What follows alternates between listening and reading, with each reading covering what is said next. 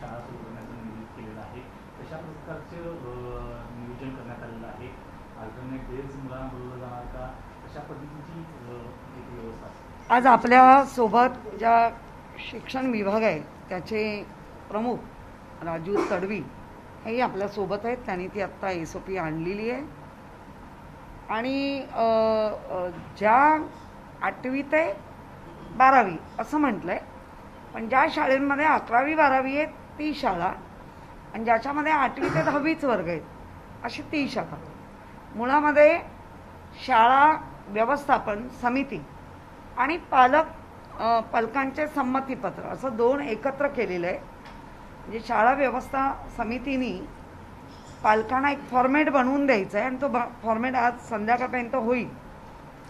ते संमती जेव्हा देतील की होय माझ्या पाल्याला शाळेत यायची मी परवानगी देत आहे, तर आणि तरच त्या विद्यार्थ्याला वर्गात शाळेत घेतलं जाईल. ती संमती पालकांवर असेल. अर्थातच महानगरपालिका, राज्य सरकार म्हणजे उद्धवजी आमचे जे मुख्यमंत्री सन्माननीय उद्धवजी ठाकरे साहेब त्यांनी तर गेल्या 4 दिवसापूर्वीच कळवलं आहे की शाळा चालू झाल्या पाहिजे. वर्षाताई गायकवाड ज्या आपल्या पूर्ण महाराष्ट्राच्या एज्युकेशनच्या प्रमुख मंत्री महोदय आहेत, त्यांनी त्यांचं मत आणि त्यांनी त्यांचं असलेलं नियमावली ही डिक्लेअर केलेली आहे. त्यामुळे तुमच्या माध्यमातून मी पालकांना सांगेन, शाळा चालू झाल्या आहेत, शाळा सुरू होत आहेत, पण तुमची परवानगी असेल तरच विद्यार्थ्याला शाळेत बसायला परवानगी मिळेल. त्यामुळे शाळेशी, शाळा व्यवस्थापनाच्या समितीशी आपण संपर्क करा की जेणेकरून ते संमतीपत्र आपल्याला मिळेल. आपण ते भरून द्या की त्यामुळे तुमच्या पाल्याला त्या शाळेमध्ये बसवलं जाईल.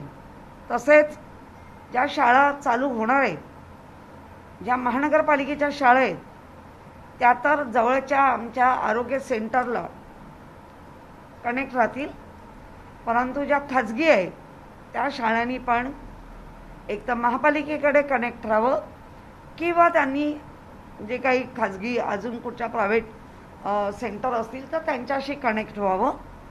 परंतु ते कनेक्ट होणं एखाद्या पाल्याला, एखाद्या विद्यार्थ्याला थोडा जरी सर्दी खोकला त्या वाटलं तर लगेच शाळेने तो निर्णय घेऊन डॉक्टरकडे नेण्यात यावं, त्याला लगेच औषधोपचार करण्यात यावं.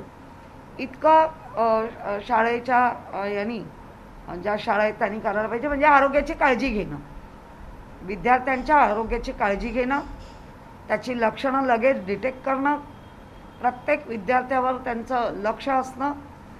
त्यामुळे हे सगळं करतोय आणि केंद्राची जे काही जवळपासची केंद्र आहेत त्यांच्याशी कनेक्ट असतं. तसंच सुरक्षितता व दक्षता. शाळा 50 विद्यार्थी असतील आणि 50च्या 50 पालकांनी परवानगी दिली तर मात्र त्या अल्टरनेट डे मुलांना बोलवलं जाईल. एका बेंचवर एकच विद्यार्थी असेल.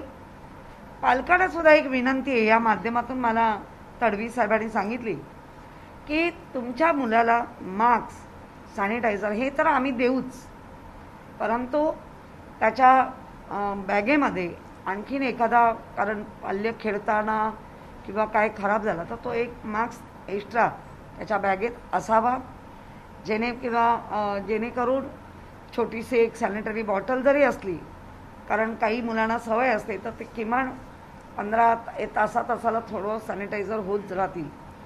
त्याचप्रमाणे ज्या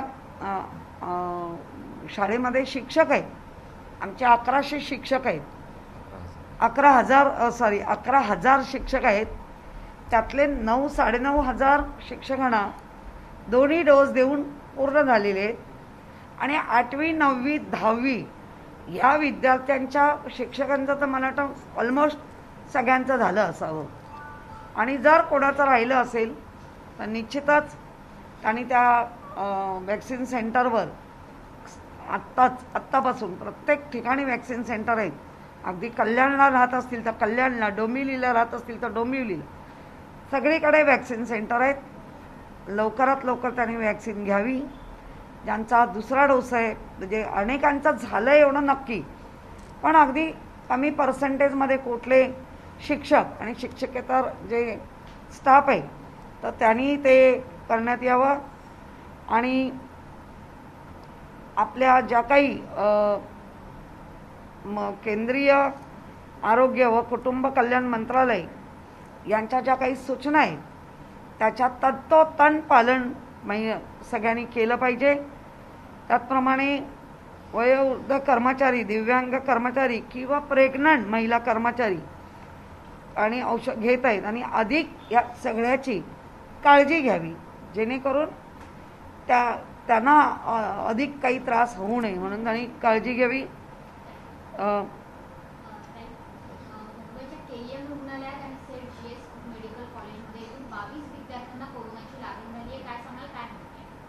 मुलामध्ये वेगवेगळ्या KEMचे 22 आहेत, असे मिळून 29 आहेत आणि वेगवेगळ्या ठिकाणी राहणारी मुलं म्हणजे हॉस्पिटलच्या ह्याला. आणि मला आत्ता तुमच्या माध्यमातूनच कळलं की त्यांचे क्रीडा हे चालू होत्या, कॉम्पिटिशन आपण म्हणतो तसं. अर्थातच आपण नेहमीच लोकांना मुख्यमंत्री सन्माननीय उद्धवजी ठाकरे साहेब, राजेश टोपे सर हे नेहमीच सांगतायत की दोन्ही वॅक्सिनेशन झालेलं असलं, त्यांना दोन्ही वॅक्सिनेशन झालेलं आहे तरीसुद्धा मास्क काढू नका. हाच तुमचं संरक्षण जास्त करू शकतो. आणि त्याच वेळेला थोडंसं आज मुलांना त्रास झाला आहे, काही माइल्ड आहेत तर काही जे माइल्ड आहेत त्यांना क्वारंटाईन केलेलं आहे आणि ज्यांना लक्षणं थोडीशी जास्त वाटत आहेत त्यांना 7 हिलमध्ये ठेवलेलं आहे. त्यामुळे या गोष्टीकडे पण सगळ्यांनी लक्ष द्या. सांस्कृतिक कार्यक्रम आणि क्रीडा स्पर्धा आयोजित केल्यामुळे अशा प्रकारे कोरोनाचा प्रसार झाला याची शक्यता सुद्धा वर्तवण्यात येते, कारण दोन्ही डोस झाले होते या विद्यार्थ्यांचे. हो, खरंच आहे. सांस्कृतिक कार्यक्रम क्रीडा क्षेत्र हे भरवल्यामुळे थोडंसं मुलांमध्ये, म्हणजे ती डॉक्टर पण मुलंच आहेत, अगदी फार काय अगदी मोठी नाही आहेत, त्यामुळे थोडंसं त्यांनी निष्काळजीपणा दाखवला असू शकतो आणि त्याच्यामुळे बाधित झाले. तर आपण नेहमी तेच सांगतोय, तुमच्या माध्यमातून तुम्हीही तेच सांगताय की दोन्ही डोस घेतलेले असले तरी काही झालं तरी मास्क चेहऱ्यावरचा काढू नका.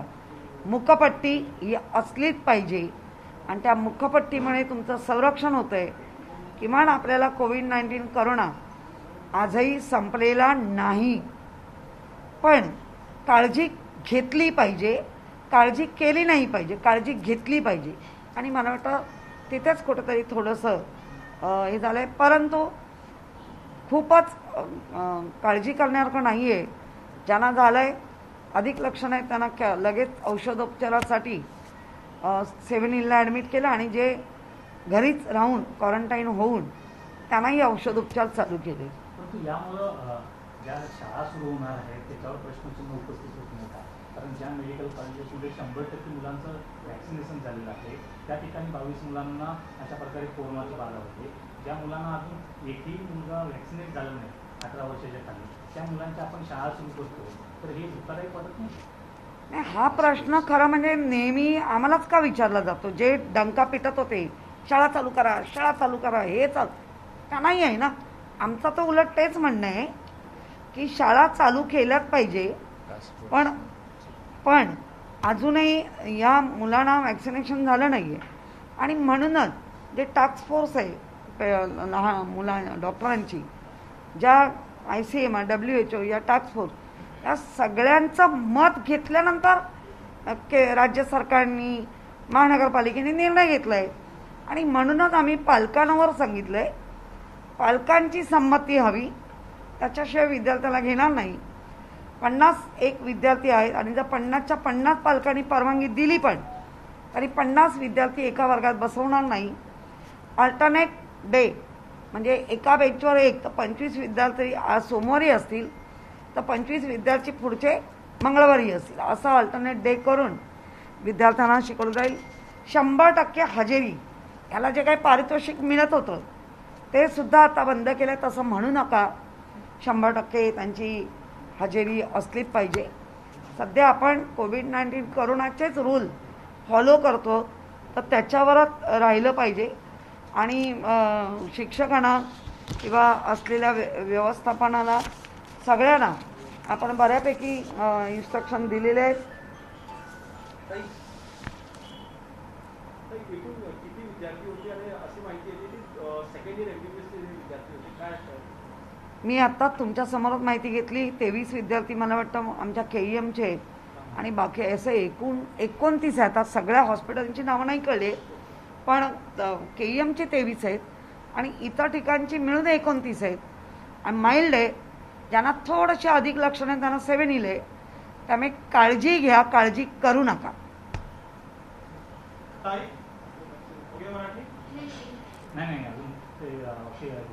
तुमच्या माध्यमातून प्रचार व प्रसार हा जो होतोच आहे, तसंच शाळा व्यवस्थापन पण प्रचार व प्रसार करण्यासाठी व्यवस्थापन समिती आहे, पालक समिती आहे, माजी विद्यार्थी, शिक्षक, स्वयंसेवक, लोकप्रतिनिधी, नागरिक या सगळ्यांच्या माध्यमातून याला आपण अवेअरनेस देतोय.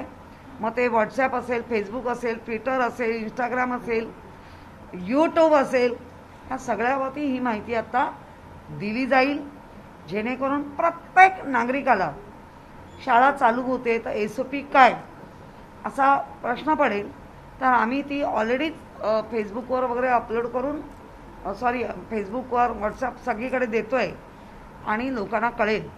बैठक व्यवस्थेबद्दल मी बोललेच आहे की एका बेंचवर एक असेल, 50 मुलं असतील, त्यांच्या परवानग्या आल्याच तर अल्टरनेट डे चालवलं जाईल. हजेरी इम्पॉर्टंट नसेल, शाळा वेळेवर भरवली जाईल, शाळा वेळेवर सोडली जाईल. पण या सगळ्यामध्ये म्हणजे प्रत्येक विद्यार्थ्यावर तिथे असलेल्या सगळ्यांनी, मग काही विद्यार्थ्यांना नको खायची सवय, काही विद्यार्थ्यांना पटकन, तर ते सगळ्यावरती लक्ष ठेवून आम्ही विद्यार्थ्यांची काळजी घेऊ, असा काळजी घ्या आणि घेऊ असं प्रशासनाने शाळा व्यवस्थापनाला सांगितले. अमित ठाकरे यांनी एक ट्विट केलं आहे, ज्याच्यामध्ये त्यांनी खड्ड्यांच्या बाबत आंदोलन करेल म्हणून असाही भूमिका घेतली आणि भ्रष्टाचाराचा सुद्धा आरोप केला. त्यामुळे न्यायालयात याबाबत सतत खोटं बोललं जातंय खड्ड्यांच्या, असे सुद्धा त्यांनी टीका केली. नाही, खरं म्हणजे आपण जर म्हणताय की न्यायालयात कधी खोटं बोललं जातं का? आणि न्यायालय सुद्धा मुंबईत, महाराष्ट्रात जे न्यायालय आहेत ते न्यायाधीश किंवा वकील किंवाही सगळेच चालतात. त्यामुळे खोटं बोलण्याचा प्रश्नच येत नाही. जे काम केलेलं असतं तो पेपरवर केलेलं आहे आणि प्रत्यक्षात पण दिसत आहे. त्यामुळे तिथे खोटं बोलण्याचं काही येत नाही आणि प्रत्येकाला लोकशाहीने अधिकार दिला आहे. कोणी न्यायालयात जावं, कोणी बोंब ठोकावी, कोणी अजून काय करावं, तो त्याचा अधिकार आहे. सोबतच आशिष शेलारांनी टीका केलेली आहे की महापौर धावाधाव करून खड्ड्यांचा दौरा करतात आणि धावता दौरा करतात. पोर्टलवरती 927 खड्डे दिसतात आणि दावा केला जातो 42,000 खड्ड्यांचा. आपण कोट्यवधी रुपये म्हणजे 48 कोटींचा निधी देतोय, तो गेला कुठे असा आशिष शेलारांचा सवाल आहे. आणि आपल्या दौऱ्यावर सुद्धा चला, आशिष शेलारांनी हे तरी मान्य केलं की महापौर धावाधाव करतायत मुंबईसाठी. माझ्यासाठी ते चांगलं आहे, म्हणजे मान्य आहे. धावाधाव करतोय हे मान्य आहे. ह्याच्या आधी हे होते की दिसत नाहीत लोक असं म्हणणं होतं. आता धावाधाव करतोय आम्ही, एवढं जरी मान्य झालं तरी बाकीचं सगळं पेपर दाखवू आणि बोलू आपण. ताई, हिंदी में जानना चाहेंगे, 4 तारीख से पूरे महाराष्ट्र समेत मुंबई में भी स्कूल खुल रहे हैं. 8 to 12 जो क्लासेस हैं वो स्कूल खुल रहे हैं. उसको लेकर BMC की तरफ से क्या तैयारियां हैं, किस तरीके से बच्चे क्लासेस अटेंड करेंगे, क्या क्या रूल्स? मेरे साथ हमारे मुंबई की पूरी जो एजुकेशन के ऑफिसर राजू तड़वी जी मेरे साथ अभी है. उन्होंने अभी वो SOP दी है. उन्होंने ये भी कहा है कि जो हमारे स्टूडेंट आना चाहते या आने का है तो उनकी शाला व्यवस्थापन और हमारे जो स्टूडेंट के पेरेंट्स होते उनकी रजामंदी ज़रूरी है.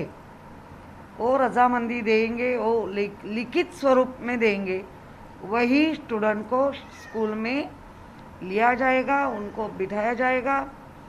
स्कूल में आने के बाद सैनिटाइज़र, पूरी बिल्डिंग सैनिटाइज़र, पूरा बेंच, ये बैठने की जगह, उनकी आसन व्यवस्था, उनका मास्क होना जरूरी है. स्कूल में भी मास्क दिया जाएगा. जो हमारे टीचर्स है वो 11,000 टीचर्स है। अभी 950,000 टीचर को वैक्सीनेशन हुआ है और जो कुछ बाकी वो ले लेंगे, लेकिन जो विद्यार्थी आना चाहते हैं उसकी पेरेंट्स की रजामंदी बहुत ही ज़रूरी है। वो रजामंदी देंगे तो ही उनको अंदर ले लेंगे। और हर एक स्टूडेंट वो एक आसन पे ही बैठेगा, बेंच पे। शायद एक वर्ग जो क्लासरूम है उसमें 50 स्टूडेंट की परमिशन आ गई है, तो अल्टरनेट डे स्कूल चला उनका बैठक व्यवस्था की जाएगी। जो उनकी पूरी बच्चे लोगों का जो ये रहता है कि उनका वैक्सीनेशन हुआ नहीं है, एक भी सिम्टम सर्दी है, खांसी है या थोड़ा भी बच्चा स्टूडेंट हमारा उसको वीकनेस दिखता है, तुरंत जो हमारे आरोग्य सेंटर है उससे संपर्क किया जाएगा। हर एक स्कूल ने, जो महानगर पालिका की स्कूल है, प्राइवेट स्कूल है, उन्होंने अपना आरोग्य हेल्थ का सेंटर है उसे कनेक्ट रहना चाहिए और उनकी जो हेल्थ है उसके ऊपर ज़्यादा से ज़्यादा ध्यान देना चाहिए। किम हॉस्पिटल में भी कुछ बच्चों के डबल डोजेस जिन्हें दिया जा चुका था वैक्सीन, वो पॉजिटिव आए हैं। इसको लेकर जरा खबर बताइए, क्या है मामला, कितने बच्चे पॉजिटिव आए हैं? हाँ, अब भी जानकारी मिली है। वो दो जो डॉक्टर है सेकेंड ईयर के स्टूडेंट है, वो दो डोज उनके कंप्लीट हुए थे, लेकिन उनका कंपटीशन कुछ भारी मात्रा से हो रही थी, तो ऐसे सबको लग रहा है कि उसमें कुछ गड़बड़ हुई है क्या। KEM के 23 स्टूडेंट है और बाकी हमारे ऐसा मिल के 29 स्टूडेंट है। जिसको सिम्टम्स कम है, माइल्ड है, वो घर में ही क्वारंटाइन किया। थोड़े से सिम्टम ज़्यादा है, उनको 7 हिल में एडमिट किया है। लेकिन मुख्यमंत्री सम्माननीय उद्धव जी ठाकरे साहब यही तो कहते हैं कि 2 डोज होने के बाद भी आपको मुखपट्टी लगानी है। बाहर भीड़ में जाते हैं, रास्ते पे जाते हैं, तो मुखपट्टी लगा के जाओ। अपनी हेल्थ खुद को संभालनी है, बाकी तो हम संभालने के लिए तैयार है। इसलिए खुद की मुखपट्टी, जब भी आप रास्ते पे जाते हैं, नाक के नीचे मुखपट्टी नहीं आनी चाहिए। इतनी खबरदारी सबको लेना है। खबरदारी ले लो, उसकी बहुत ही जो हम कहते हैं कि उसके बारे में सोचो, लेकिन खबरदारी लेके सोचो। ये सारे 29 स्टूडेंट MBBS की सेकेंड ईयर के स्टूडेंट है और 2 डोज कंप्लीट हुए हैं, तो भी बाधित हुए। उनके सिम्टम्स किसी बहुत लोगों के माइल्ड है और जिसके थोड़े से ज़्यादा है तो उनको 7 हिल में एडमिट किया है। आपको लगता है ये चिंता का विषय हो सकता है, क्योंकि हम ऐसे समय में हैं जब स्कूल रीओपनिंग के बारे में हम SOPs तैयार कर रहे हैं और ये ऐसी खबर आती है, तो चिंता का विषय है? नहीं, चिंता का ये अभी भी है। हाँ, इसीलिए तो पंतप्रधान भी कह रहे हमारे मोदी सर कि ये चिंता का बात है, लेकिन चिंता मत करो, उसकी खबरदारी ले लो। खबरदारी लेते हैं तो चिंता नहीं होगी। ऐसे में स्कूल को दोबारा खोलना हो सकता है? नहीं, जो हमारा टास्क फोर्स टीम है उन्होंने उसकी रजामंदी दी है और उसमें जब भी उनके पेरेंट्स रजामंदी देंगे तो ही बच्चे को स्कूल में बिठाएंगे। और जो हमारी प्रेजेंटी लगती है स्कूल में, जिसको हाजिरी कहते हैं, वो 100% होनी जरूरी नहीं है। ज़्यादा बच्चे हैं तो अल्टरनेट डे बच्चे लोगों को लिया जाएगा, बिठाया जाएगा। तो जो हमारे पेरेंट्स है उन्होंने सोचना चाहिए कि अपना बच्चे का जो इम्यूनिटी पावर है वो अच्छी होने के लिए उसको अच्छा खाना, उसको अच्छी देखभाल, स्कूल में आने के बाद हमारे टीचर्स, हमारे जो बाकी शिक्षक वगैरह कर्मचारी जो रहते हैं वो भी ध्यान देंगे। लेकिन उनको, बच्चे लोगों को हाथ में रुमाल होना चाहिए, बच्चे का एक सैनिटरी छोटी बोतल अंदर रहना चाहिए, मुखपट्टी मत निकालो, ये बच्चे लोगों को पेरेंट्स ने भी कहना चाहिए। जो बच्चे लोगों को कभी कभी नाखून खाने की आदत होती है, कुछ भी बच्चे तो कुछ भी करेंगे, तो भी उनको थोड़ा समझा बुझा के उनको सिखाना चाहिए। ताई, आशिष शेलार यांनी म्हटलेलं आहे की जवळपास 48 कोटींचे खर्च करून देखील शहरातल्या रस्त्यांची चाळण होते। एकीकडे म्हणायचं की कंत्राटदारावर कारवाई करा आणि दुसरीकडे पाठीमागच्या दाराने बिलं काढून कट कमिशन खायचं, सब गोलमाल आहे, अशा प्रकारची टीका केली। ठीक आहे ना, आशिष शेलार आता सगळंच म्हणणार, त्यामुळे त्यांना काय म्हणायचं आहे ते म्हणत राहू दे, आम्हाला आमचं काम करायचं आहे। आणि आम्ही म्हणजे आत्ता ज्या पद्धतीने दखल घेऊन काम करतोय आणि आपण पाहिलं आहे की दोन्ही बाजूनी ढोल वाजतायत, पण आमचं एकच म्हणणं आहे की जे दिसतंय आणि जे खराब आहे किंवा वाईट आहे किंवा चुकतंय तिथे आम्ही प्रशासनाला पण सोडत नाहीये। त्यामुळे आता त्यांना दुसरं बोलणं काही राहिलंच नाहीये। त्यामुळे काय जे आहे ते करा सिद्ध आणि दाखवा। ताई, एक सवाल ये भी है कि आए दिन जो है, एक सवाल ये भी है ताई, आए दिन जो है बीएमसी मार्शल की तरफ से जो मार्शल्स रखे गए हैं, जो लोग बिना मास्क के घूमते हैं उनके ऊपर कार्रवाई करने के लिए, फाइन जो है करने के लिए, ताकि कोरोना स्प्रेड ना हो, मुहिम इसके लिए है। लेकिन आए दिन जो है वीडियोस ऐसे सामने आते हैं जहां पर बीएमसी के जो मार्शल्स होते हैं मास्क के लिए जिन्हें डिप्लॉय किया गया है, वो लोगों के साथ अभद्र व्यवहार करते हैं, बहस होती है, हाथापाई होती है और नौबत यहाँ तक होती है कि मारपीट भी हो जाती है। तो इसको लेकर क्या बीएमसी जो कॉन्ट्रैक्टर्स हैं, हमने कल ही मार्शल की मीटिंग लेके आपने देखा है, जैसे जैसे कंप्लेंट है हमने इम्प्रूव करने का प्रयास किया है। हर एक कॉन्ट्रैक्टर को बुला के अभी वो जो है उनकी जानकारी मिली है, वो जिस कॉन्ट्रैक्टर के अंदर ये होते उनको तो टर्मिनेट किया जाएगा और अच्छे, थोड़े से अच्छे क्वालिटी मुझे दिख रही है, मुझे भी खुद दिख रही है कि बहुत ही बदतमीज जैसे बात करते हैं वो लोग भी, तो हमें भी पसंद नहीं है। इसलिए हमने इम्प्रूव करने का प्रयास आज से ही नहीं तो पहले से ही चालू किया है। अभी एक है, हमने जो कहा था कि वार्ड का नंबर होना चाहिए, ये होना चाहिए, लेकिन अभी वो भी ये है तो कॉन्ट्रैक्टर का ही नाम होना चाहिए और उस कॉन्ट्रैक्टर के जो कोई करते तो उसका डायरेक्ट कॉन्ट्रैक्टर को ही हम जुर्माना लगाना या शिक्षा देना पुलिस और माने करेगी। ताई, जो क्लीनअप मार्शल होते हैं, जैसा कि आपने बताया कि खुद आपने भी देखे हैं ऐसे सारे वीडियोस जिसमें जो मार्शल्स होते हैं बहुत बदतमीजी से बात करते हैं, तो क्या कॉन्ट्रैक्टर को इस तरीके की इंस्ट्रक्शंस दिए जाएंगे कि ढंग के जो मार्शल्स रखे जाते हैं वो पढ़े लिखे हों ताकि वो सही तरीके से लोगों से व्यवहार करें? मैंने पहले ही कहा है कि जो बदतमीजी करते हैं तो उनके ऊपर कार्रवाई होनी चाहिए। ऐसे भी वीडियो आए हैं कि अच्छी तरह मार्शल बोल रहा है तो भी लोगों ने, महिलाओं ने उनके साथ अच्छी तरह बातचीत नहीं की, दोनों तरफ से हो रहा है। तो मुझे लगता है हर एक ने अपने खुद के संस्कार थोड़े से काम में भी दिखाना चाहिए। दोनों तरफ से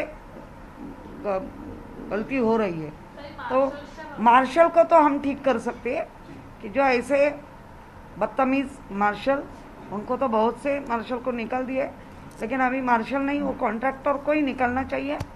और अभी गवर्नमेंट, महानगर पालिका ने निर्णय लिया है जो कॉन्ट्रैक्टर है उसकी पट्टी रहेगी, वो कौन सा वार्ड में है वो पट्टी रहेगी, तो अपने को पता चलेगा। शायद किसी का नाम है शिव प्रसाद कंपनी या जो कुछ है तो उसका नाम रहेगा और कौन से वार्ड में कर रहे हो वो भी रहेगा, तो उसको अपने को पता चलेगा।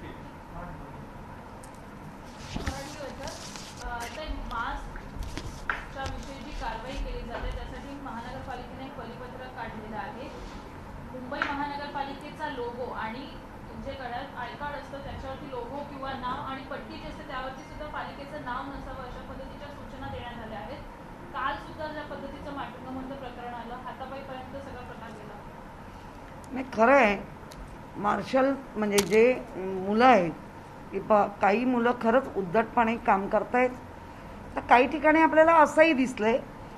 अगदी विनयाने त्यांना सांगितलं जातं, तर पब्लिक पण, म्हणजे उदाहरणार्थ आपण ज्यूचं बघितलंय की समजावून सांगत असताना पण उलट. त्यामुळे मला असं वाटतं जे आता महानगरपालिकेने निर्णय घेतला आहे की जो कॉन्ट्रॅक्टर असेल त्याचं नाव लावा, फक्त कुठच्या वॉर्डमध्ये त्याचं असलं पाहिजे. नाही तर ज्यूचा येऊन इकडे हे करेल किंवा इकडचा तिकडे जाईल, तर तसं असता कामा नये. त्यामुळे तो कुठल्या वॉर्डमधला आहे आणि त्या पातळीवर, आणि जर तसं नसेल तर तो बोगस आहे असं करून त्याला आपण आणि पोलिसांना देतोच आहोत. त्यामुळे बोगस लोकांचा पण सुळसुळाट झालेला आहे आणि अशी जी बदतमीजी करतायत त्यांना काढलं पण जातं. जो मीडिया मला आता विचारतोय त्या मीडियाला पण विचारते, 24 वर्ष ते बरोबरच होते ना, बरं झालं ते त्यांनी कबूल केलं. म्हणजे 24 वर्षात तुम्हीही बरोबर होता, मग तेव्हा कुठे होता तुम्ही? जर तुम्हाला वाटतंय की हे काहीतरी वेगळं चाललंय, तेव्हा गुपचिळी का होती? असं काय तोंडात होतं की त्याची गप्प बसले होते? मग तेव्हाच आवाज उठवायचा होता ना. याचा अर्थ तुम्ही फक्त ढोल वाजवत वाजवत लोकांना बनवाबनवी तुम्ही करताय, आम्ही नाही करत आहे. आमचं पण म्हणणं आहे, जर तुमचं असं म्हणणंच आहे तर आणा, सिद्ध करा, दाखवून द्या. नुसते ढोल वाजवत राहू नका. आणि 24 वर्ष म्हणताय, तर 24 वर्षातली गेली 5 वर्ष ही आत्ताची, हे सोडलं तर होते आमच्याबरोबर. मग तुम्ही असताना तुमच्या तोंडात असं काय होतं की तोंड बंद ठेवलेलं आणि ते आत्ता बरोबर उघडलं? असा कुठला माउथवॉश घेतला की ते अगदी आता खळखळ खळखळ बोलायला लागलंय? त्यामुळे मला असं वाटतं आरोप करणं इझी आहे, सोपं आहे. आम्ही त्या आरोपाचं खंडन करत बसत नाही, आम्ही त्याच्यावरती काम करून योग्य आणि चाललेलो आहोत.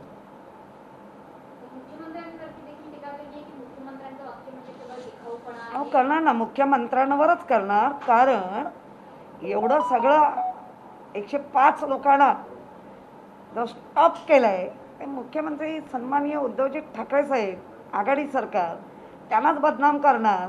आणि सगळ्यांनी मुख्यमंत्र्यांचं काम पाहिलं. आज देशामध्ये कसलाही अनुभव नाही असं ह्यांचंच म्हणणं होतं, पण आज देशामध्ये अव्वल नंबरवर येत आहेत ना.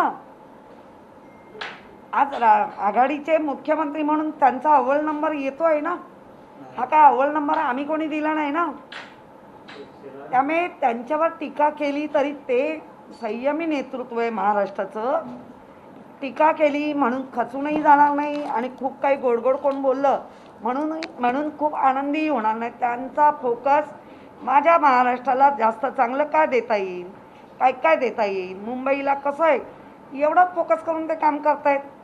त्यामुळे मुख्यमंत्र्यांवर कितीही तुम्ही टीका करा, मुख्यमंत्री तुम्हाला त्याच्याबद्दलचं कुठलंच कामातून ते दाखवून देतील.